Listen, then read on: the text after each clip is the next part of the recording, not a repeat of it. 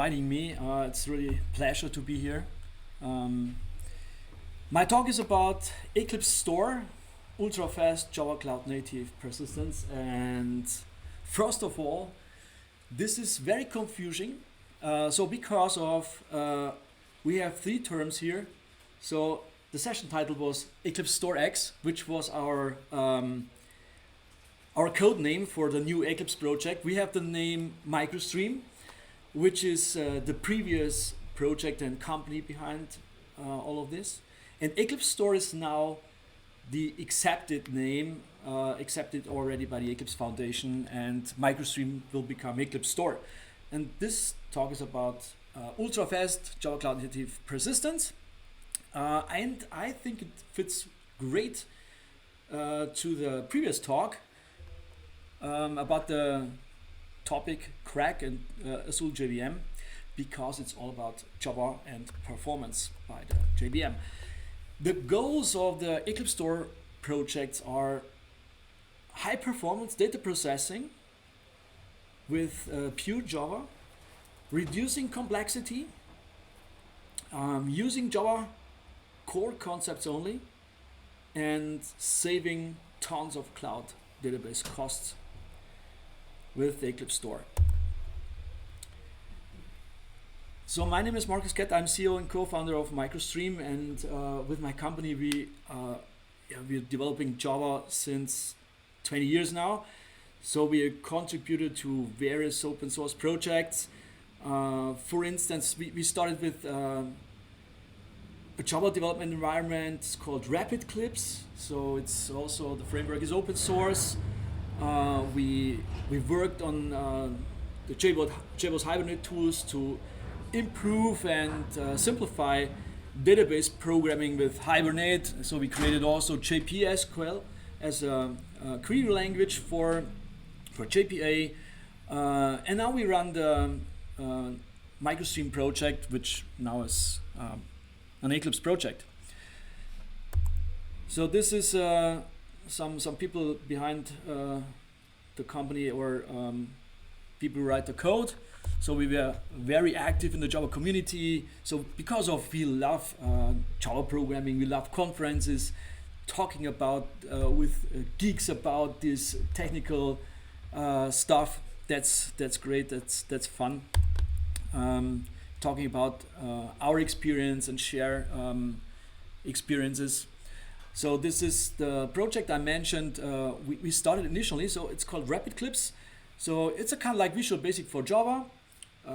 You can check it out. It's free, so the framework is also under EPL license, and you can very easy and fast create your user interfaces, and it simplifies database programming with Java also. And this is the reason why we worked on the JBoss Hibernate tools for almost 8 years now. So, and we try to simplify using Hibernate, and to accelerate database programming, and also accelerate the performance through runtime. But one day we recognized we can't do this better.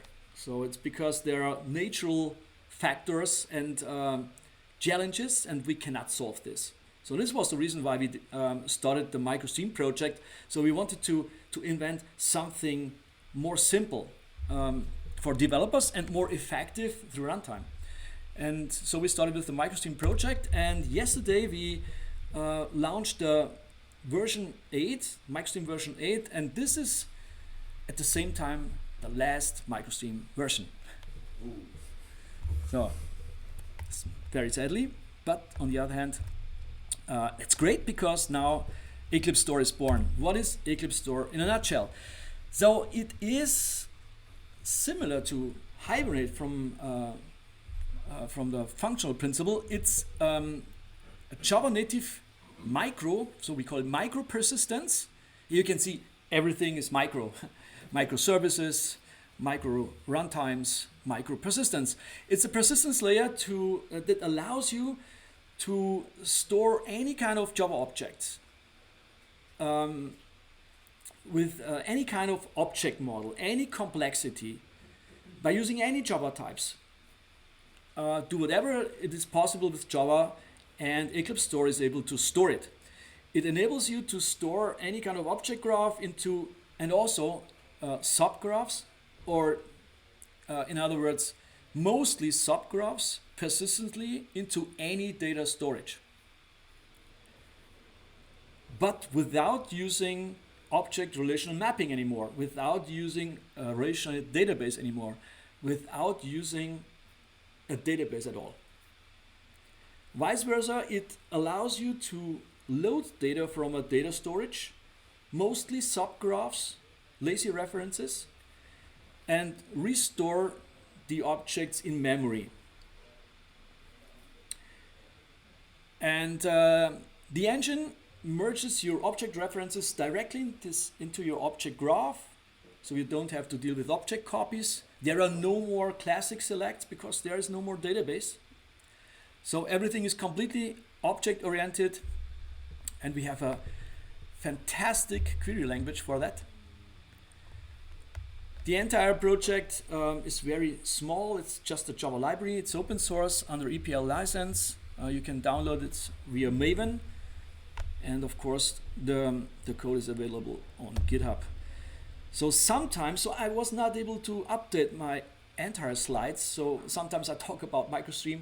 Sometimes I say EclipseStore, but it's pretty much the same. So I apologize for that. So download via Maven is really simple. Version 8 should be now online, and the code is on GitHub.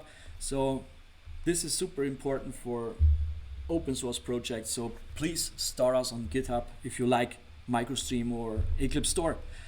It is already integrated with Helidon. So thanks to the Helidon team, they were the first integrated MicroStream directly into Helidon. Now we are part of Helidon, so we contributed to Project Helidon.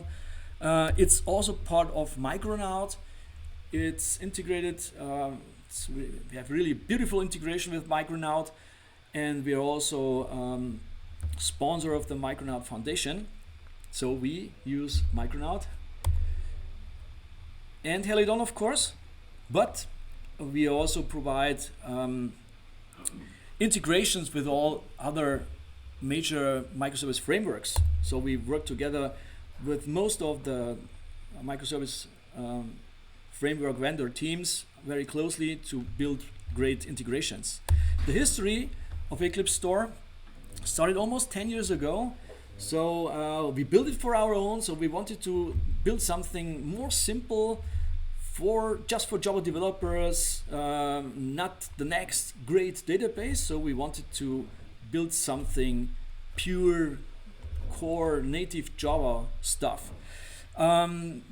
It's in production use since many years now, and it works great. So customers are super happy with the solution. So this was the reason why we decided, hey, we have to build the product. So we have to ship this, and so this was the reason why we founded a company. Then 2 years later, we open sourced everything. 1 month later, Helidon integrated MicroStream. And now next step is MicroStream becomes an Eclipse project, and actually 2 projects. So the MicroStream project is now divided into 2 Eclipse projects. One is the Eclipse serializer, so the name is already confirmed, and the code and the project will be launched in hopefully some weeks, version 1, and also MicroStream persistence becomes EclipseStore. And we are also will create a standard similar to the JPA standard, just for a functional principle of EclipseStore. The upcoming weeks and months maybe are a little bit confusing because both projects will exist in parallel. So MicroStream version 7 will become EclipseStore version 1. And as I mentioned, we have now launched MicroStream version 8 because of the new great features. So we wanted to launch it immediately. And MicroStream version 8 will become EclipseStore version 2. And then MicroStream development will end, and then we will continue with EclipseStore 3, 4, and so on. And here's the big picture. So we will create a standard similar to the JPA standard, but the name of the standard is internal, so this is just a code name. This is not confirmed already. Then we have EclipseStore as a reference implementation. And EclipseStore, by the way, is a single node storage. And with MicroStream, we will provide a cluster solution that allows you to develop distributed applications and microservices with EclipseStore. And the cluster is available on-premise and as a service. Well, the initial question is, why do we need another storage? Why do we need another database system? No, we don't. We didn't want to invent a new database system because there are more than 350 database management systems out there. So we just wanted to create a new persistent that is more effective, faster, and much easier to use. All right. The basic idea behind all of this is Java is great. We love Java. Every speaker says all the time we love Java, but why actually? Yeah, it's because it's object-oriented. And my first question when I came to Java was, is this similar to JavaScript? No, be careful. This is not the same. This is completely different because Java is type safe. This makes the difference. So we love great object models, clean code. Most talks at conferences about clean code. Standards, using standards is super important for Java developers, of course. Good testable codes, and we have great tools for all of that. But as soon as we want to store data, we leave this way completely by using an external system just for storing data that works fundamentally different from Java. We use SQL strings, native strings, native queries. So type safety is not the problem anymore. And it's because a relational database works fundamentally different from Java. And from the technical perspective, it's not possible to store Java objects directly, seamlessly into a database. So because of we have completely different data types, we have completely different data structure. With the relational model, we have a limited structure, tables and columns, relations, that's it. The object model is much more granular. We have other impedance mismatches, like subtypes is not possible in a relational model, and so on, data type differences. So we have to fix this problem. And of course it's fixed. And why we have this situation is because of the databases were standard, were invented in the 1950s, and of course were already standard when Java came up. So it was obvious to use databases for storing data. But we have to solve these issues, and of course we did it, so it's solved. But we have challenges. And now we talk about new databases. We talk now about NoSQL databases, and they are very popular. The question is, are they better than relational databases? That's a question to you. I don't know. So I see this is, they are different. So they now introduce completely new data structure. Like JSON is very popular, document store, so JSON, XML, and these databases work great in the cloud now because they are able to scale horizontally. This is really a benefit in the cloud. And then we have other database vendors focusing on specific data structure because maybe they fit better with the programming languages like graphs. So we have graphs in programming languages like Java. Why not using a graph database? Great idea, right? So we have graph database. We have object-oriented databases. and so on. Now the new vector databases are super popular with AI, machine learning stuff. But all of these databases are completely incompatible with our Java object model, because even a graph database, they introduce their own graph model. This is not compatible with the Java graph model. So we have similar challenges here as well. As I mentioned, we have the problem is solved, so because we have in between object relational mapping to solve this. With JPA as a standard, Hibernate as a de facto standard framework. And the NoSQL databases, they we use a kind of like data conversion behind the scenes, so converting Java objects into, or Java data structure into JSON. But here we have challenges as well, because not everything we build in Java can be stored in JSON. So we have trade-offs here. To use object relational mapping, we have to add something to our application. So we need a object relational mapping framework, of course. And then we have object relational mapping between every single read and write. And also with NoSQL databases, we have data conversion through every single read and write. And this leads to expensive latencies. You need more CPU power, and the cost of infrastructure will grow, of course. And it increases the complexity of your system. And latencies are expensive and slow down your applications. The problem is well known, impedance mismatch. You can read about this Wikipedia or ask ChatGPT, but be careful. When I asked ChatGPT about MicroStream, then there was a completely different CEO, so I wasn't not CEO anymore. So, so I was fired by the investors, probably. All right, so to solve this problem, to make Hibernate applications faster, yeah, we can add a cache, of course. So this is common. So just add a cache. But we can see the complexity increases. This is a single node application. Who of you develops distributed applications? Running your application or microservice in so multiple instances. So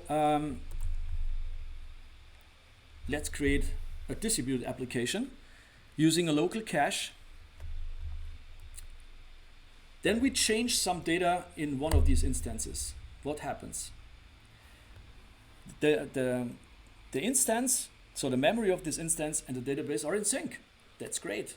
But all the other nodes are not in sync with the database. So this might be a problem.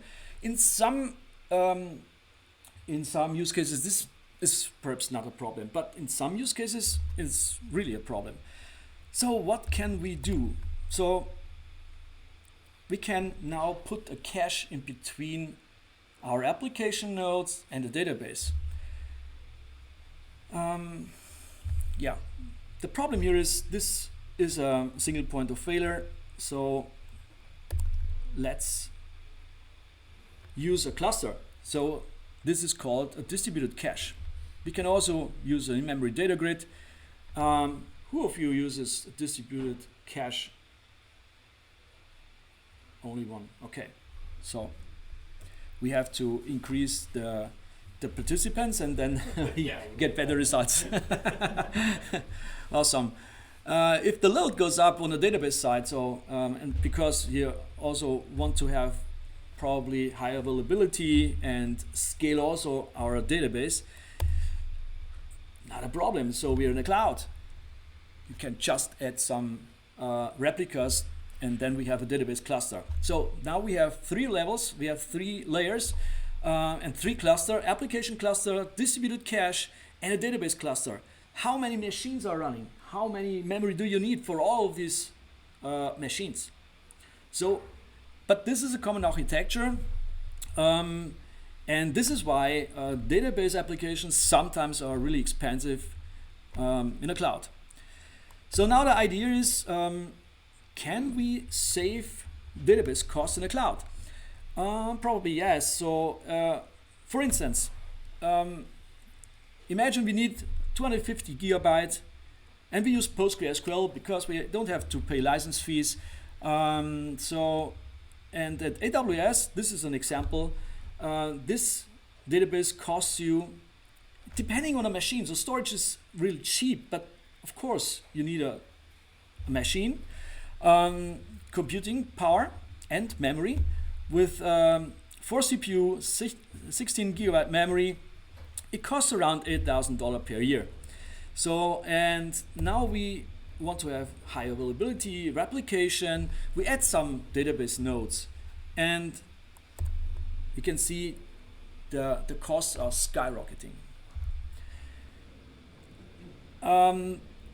If we could use the cloud blob storages provided by the cloud providers like AWS S3, they are super cheap in comparison. So like S3, we need 250 gigabytes, costs you only $70 per year. That's it. Amazing in comparison to $50,000.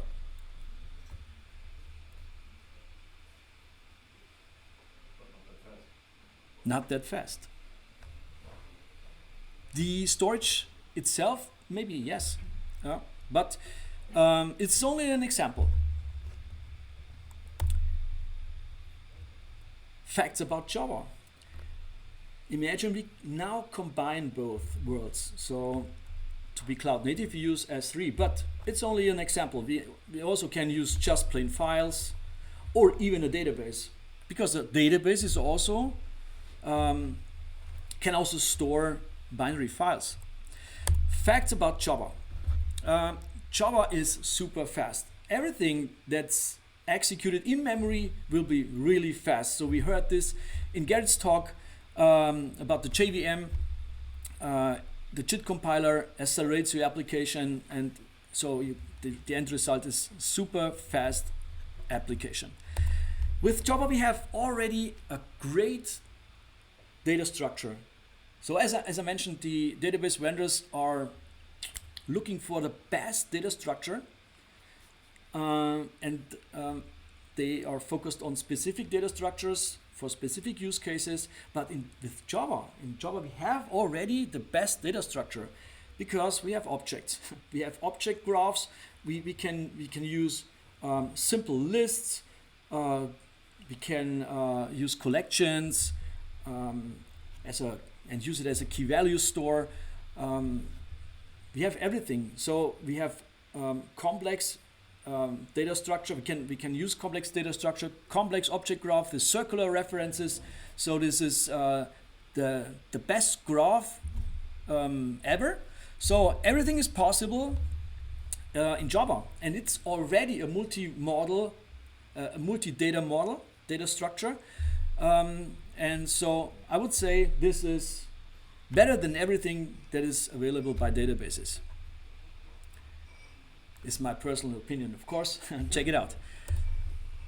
Who of you are database professionals? Because then I have to be a little bit more careful. So okay. Everybody's Java developer. That's great. And in Java, we also have, I mentioned it already, a beautiful query language. Java Streams API. With Java Streams API, you can search and filter on object graphs, and this is high efficient. And because searching time, so query time, is really super fast. We talk about microsecond query time. If you talk about query time of databases, we talk about milliseconds. Here we talk about microseconds. Do you know the difference between milliseconds and microseconds? Yes? It's 1,000x faster when we read data directly from memory. So this is also why we use caches in Hibernate, of course. So everything that's memory is fast. Great. Let's use memory.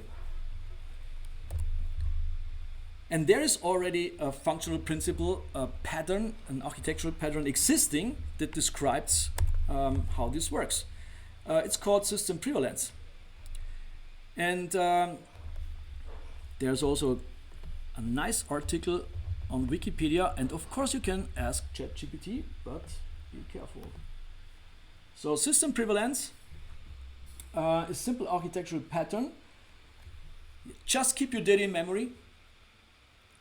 Use memory, because in the future memory will be super cheap, so don't worry about memory. This article is 15 years old.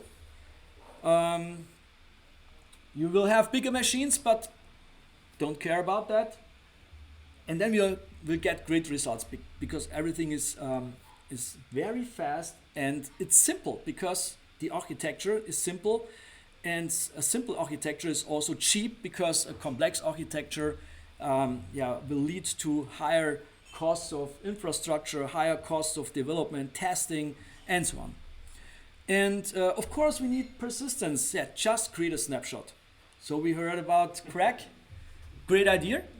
And this is the same functional principle for your data. Great? Some of you have some doubts. I'm disappointed. So, but then here is one guy we trust all the time, Martin Fowler. Yeah. Who knows Martin Fowler? Of course. Not personally. Not personally. So next time Open Value meetup, we will have a keynote with Martin Fowler. Arrange this, please. So. There is a great article. Martin Fowler wrote about this functional principle, and you can check this out. It talks about simple architecture. So why we want to build up all this complicated stuff. Keep it simple, and this will be great for you.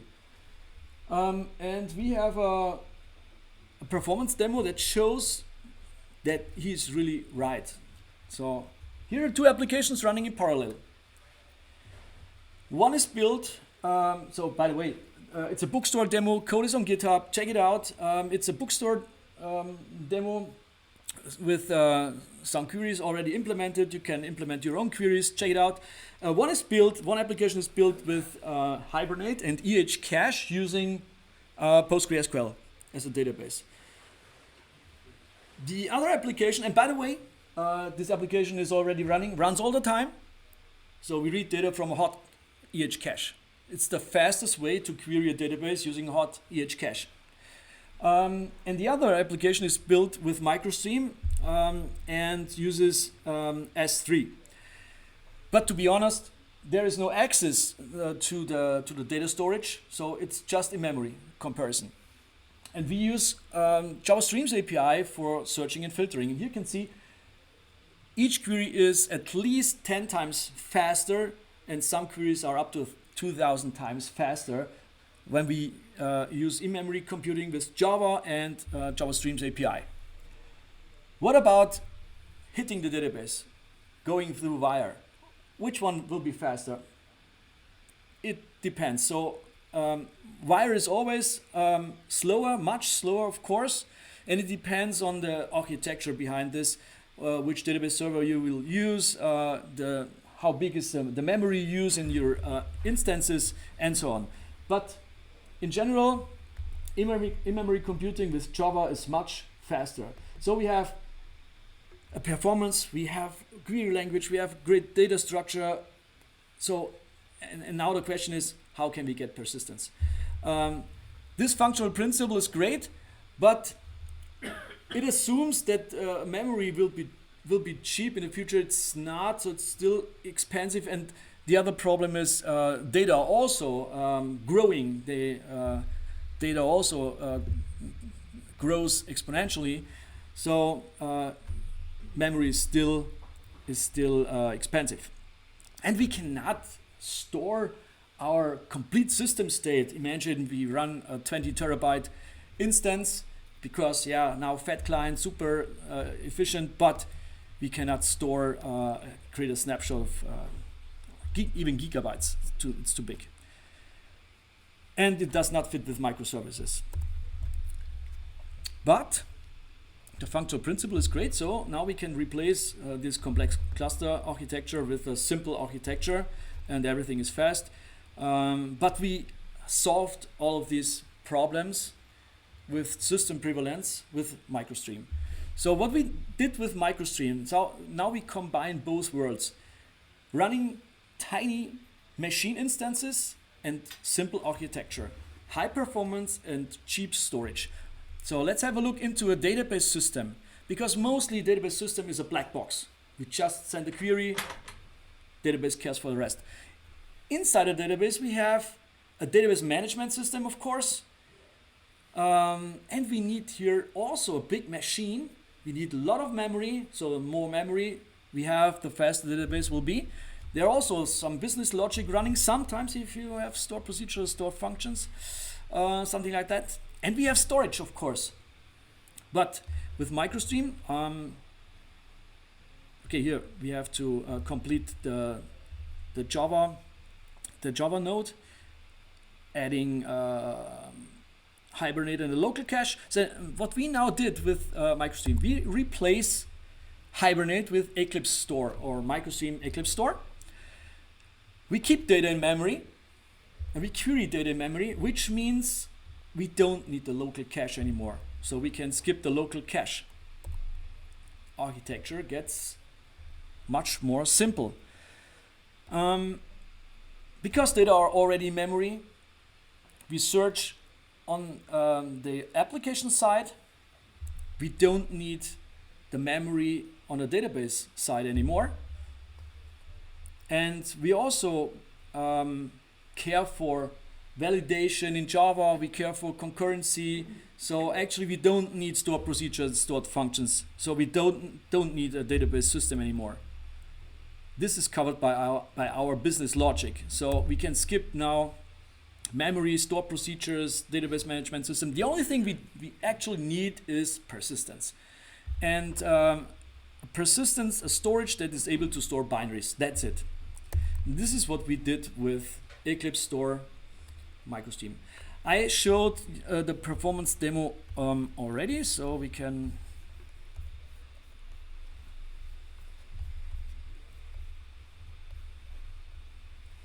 okay.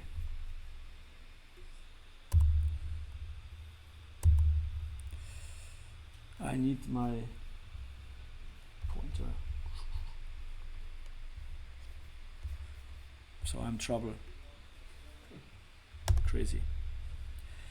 Doesn't matter. So we replace in our architecture, we replace the Hibernate or JPA nodes, application nodes or microservices, doesn't matter, it's pretty much the same. As I mentioned, we query data in memory, so our database is now in memory. We have an in-memory database, which means we don't need the database cluster anymore. So we can skip the entire database cluster. Because of our data in memory already, we don't need a distributed cache anymore. And now we have a beautiful architecture, very tiny, super easy to use, and we are also able to replicate the object graph in memory through hundreds or even thousands of JVMs by using the EclipseStore cluster or MicroStream cluster. And just using core Java, that's it. The architecture gets more simple, query times faster, we save a lot of CPU power, memory, and now, yeah, we save a lot of machines. Now you can put a little bit more memory into your application machines. So this is recommended, but it's not mandatory. So of course we recommend to run big memory machines. The more memory you have, the faster your application will be. But you can also run serverless functions, only using micro machines, machine instances, only 512 megabyte memory. This will also work. Okay, here's the comparison again. And now we can run two kind of application clusters or microservice clusters. We can just replicate our application or microservice instances. Then we have stateful JVM nodes. Or we can also put our business logic into another layer on top and just query the EclipseStore cluster by using REST or GraphQL. Then these application or microservice nodes can be stateless. You can use other programming languages for that, like the popular Python and Node.js and everything else you guys love. So that's basically possible. Of course, this can be also serverless functions written in Java.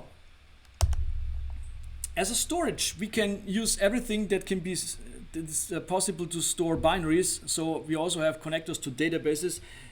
From a technical perspective, it makes no sense to use it, but sometimes it's the policy of a company to use a database system, and it's possible. So it's your decision. Just choose the storage. You can also use plain files, so they are not managed. So this is the reason why we recommend to use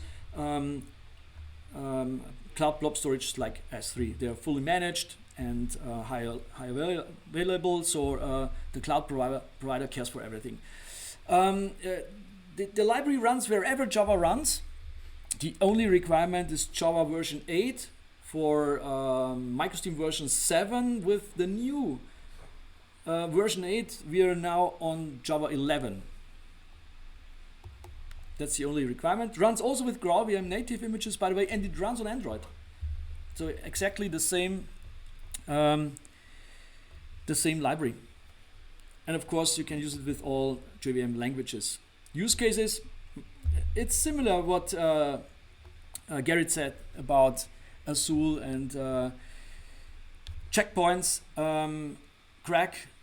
So it's for storing objects. So you can use it for almost all use cases. So check it out, which use case works for you, and you can use it. So now I need the mouse cursor. Doesn't work.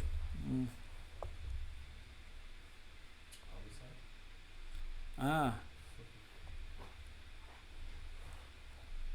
course, I'm not the tech guru. I'm CEO.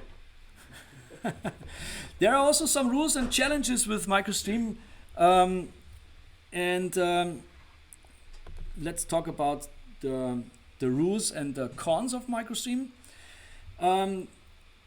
It's very important. It's a paradigm shift in database programming. With the database server paradigm, we have a database server. We have another machine running, and there is your storage. There, your queries are executed on a different machine. And with microstream, your database is now in memory, and you only need a storage. So this is really a paradigm shift in database programming, and sometimes a little bit challenging to understand. And the big question is, again, I need a lot of memory. Yes, you can use memory if you have memory, but it's not mandatory. You also can run 100 gigabyte or 200 gigabyte database, and you have only 1 gigabyte memory. So by using lazy loading. Challenges, of course, this is built for Java developers. This is not a database system and built for DBAs. And there is no SQL support so far. So we use Java Streams API for querying, searching. We can use GraphQL, but there is no SQL support. And you have to think a little bit different. Forget everything you have ever heard about databases. Just think like a Java developer. That's the way to go. All right. So what about time? I guess 10 more minutes will be okay. Great. We're at about 40 minutes now. So. Okay. Okay. How does this work? The only thing we need, of course, our classes, and this is super convenient because just write plain classes. No annotations needed. You don't have to implement serializable for serialization because this runs on microstream serializer, which is now Eclipse serializer. You can serialize all Java types without implementing serializable. There are no limits to the complexity of your object graph, so the depth of your object graph is not limited. You can use inheritance, super easy to use, and build your object model freely. There are no requirements. There is no rule that tells you have to build your object model in a specific way that it can be stored. Build whatever you like that fits for your use case, and the engine will be able to store it. Through runtime, you just need a microstream instance and a root object. And of course, we need storage, only some lines of code, and then you have a root object. Now we can just create new objects, and we can now store objects with just calling one store method. That's it, just one store method.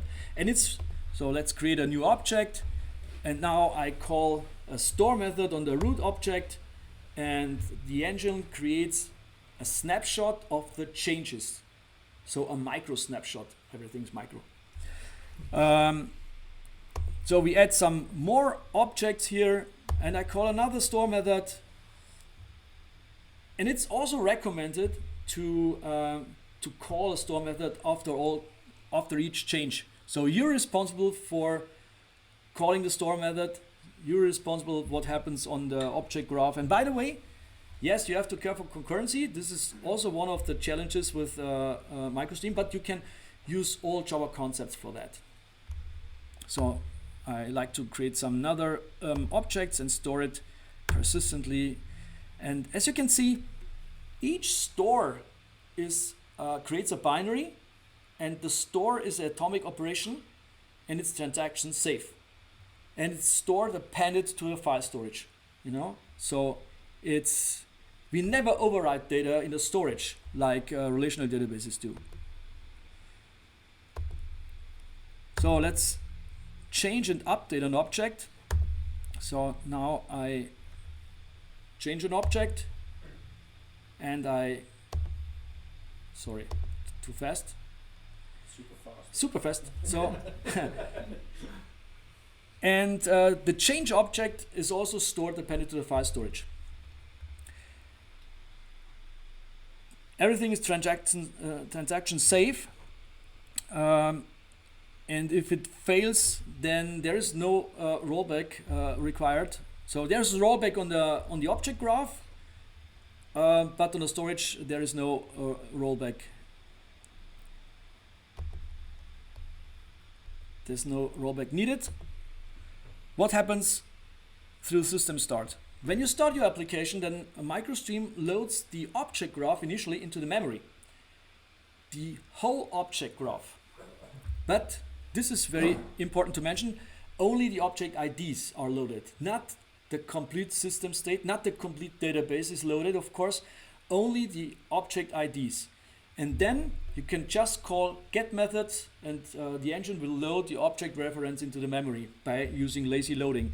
You as a developer can decide which object reference you want to load initially by using eager loading or lazy. So if you do nothing, it's eager, and you can define your classes lazy by using a wrapper, just a wrapper class.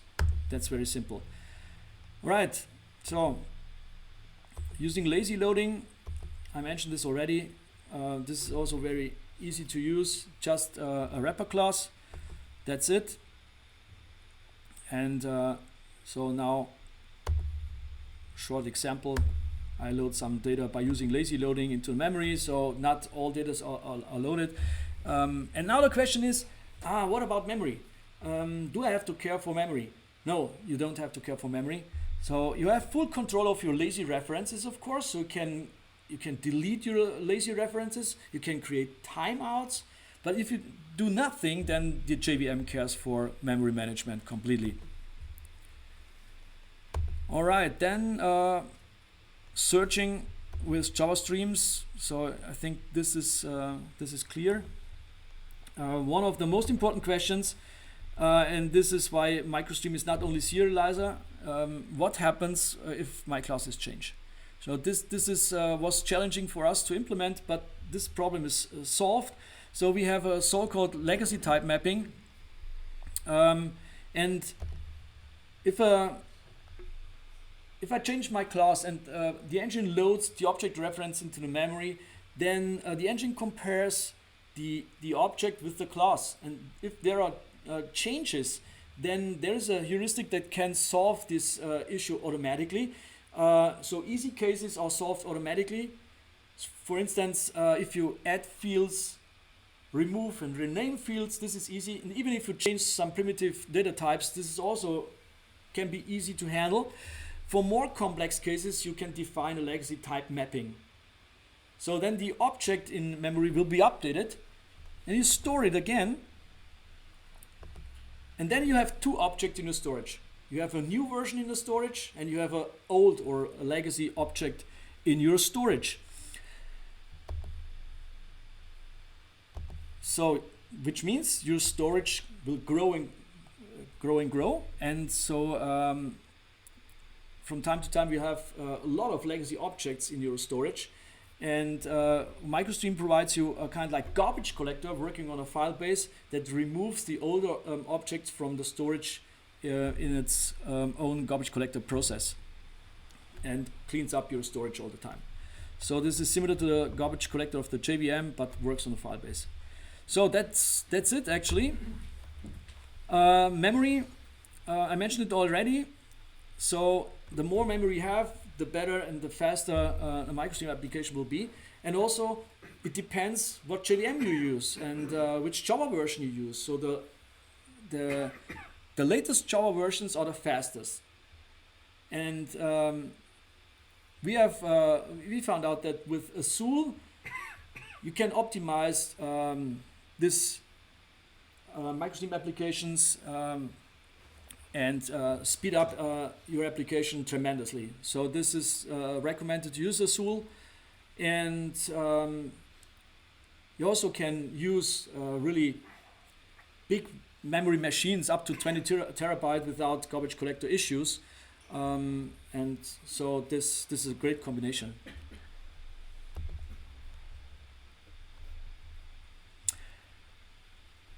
All right, so if you want to start with microstream or EclipseStore, you have now to start with microstream. Everything is on microstream.1. Code is on GitHub. We have also hopefully great documentation and videos. And we have also the repo for EclipseStore is ready, but we have not a final release already. So we have to wait for the Eclipse Foundation. Some weeks or 1 month or so, probably, and then we will have the very first version of EclipseStore, and we invite you to contribute to the project, check it out, if it fits for you, and give us feedback. So we are very excited to hear about what you're doing with EclipseStore, if it fits to your use cases, and also if you have some doubts or you're skeptic, so then give us feedback. So we're looking forward to get in touch with you. So perhaps time for questions.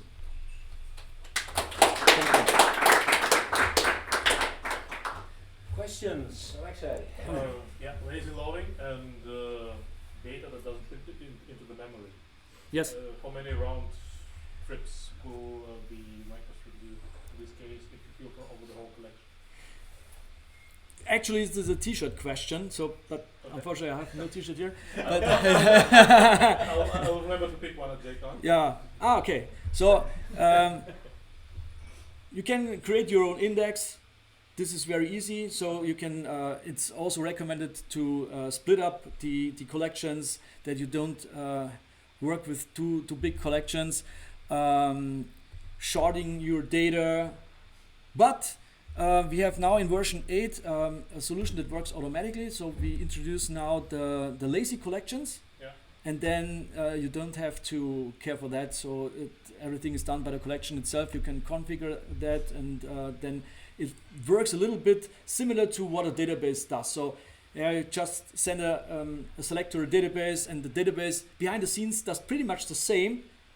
Here also the database have to load data into the memory and so on, and the collection works similar.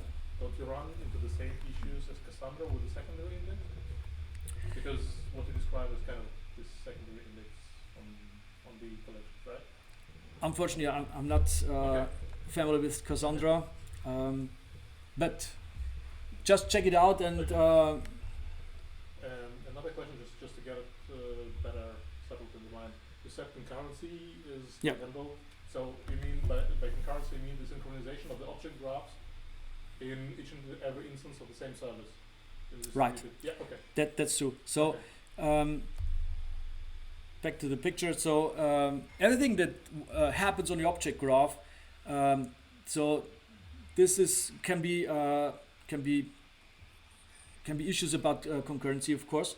So you have to handle concurrency for yourself, because there is no database management system.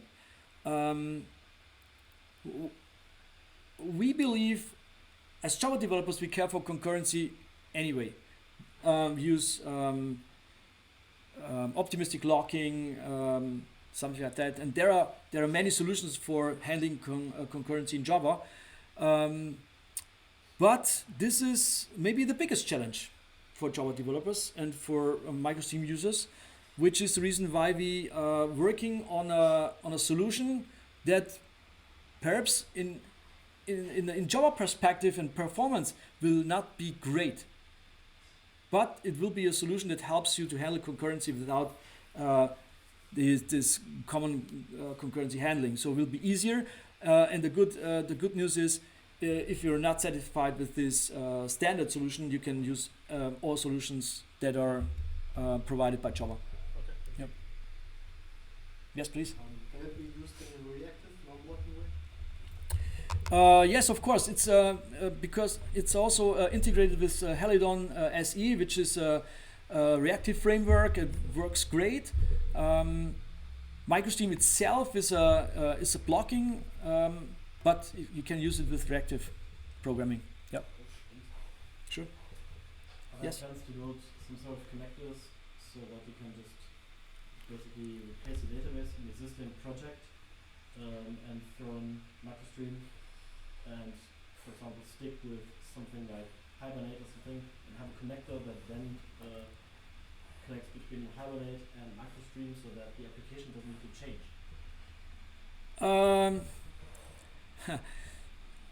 We can check this out with ChatGPT perhaps. So but it was. This is a great question, and this would be awesome if this would work. But I'm not guessing that it's going to work with like a complex application. Yeah. But for a simple application, and also just to get started and to get like the first foot in the floor, and enable a company to then shift to using MicroStream, that would be great help. Of course. The end goal is like to kick out JPA. Yeah, of course, it doesn't make sense to build that like complex. Good layering, it would be possible to solve this issue quite quickly. But having a hard break in, or as in having to change a lot about the application and handling data altogether and having like a big step to do, that could be more or less eliminated using like some sort of connector for top. Absolutely. So this is also a big challenge to replace Hibernate and the relational database as a drop-in replacement. I would say to play around, maybe this can be possible. So just keep your classes. This is possible, but to replace, to be a drop-in replacement, I would say in practice it will not work, because it's a completely fundamentally different approach, and you have to change a lot of your data structure. You want to optimize your data structure, and so I guess this will not work. There are some approaches for integrating microstream in Jakarta data even, and Spring Boot data, but I don't know. So I don't believe this will really work.